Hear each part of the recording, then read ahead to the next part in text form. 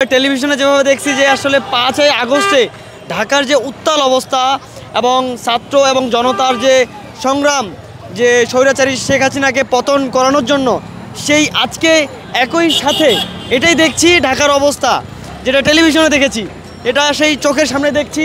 এই শেখ হাসিনাকে, সেই স্বৈরাচারী শেখ হাসিনাকে জুতা দিয়ে সম্মান করা হচ্ছে। যা হোক, আমরা পঞ্চগড় থেকে এসেছি। আমরা পঞ্চগড় থেকে একটা বাসেই 50 জন এসেছি এবং অন্যান্য জেলা থেকে আবারও এসেছে। তাদের সঠিক হিসাবটা আমি দিতে পারবো না। আমরা কালকে সন্ধ্যা 6টার দিকে রওনা দিছি, এদিকে এসে পৌঁছাইছি 8টার দিকে।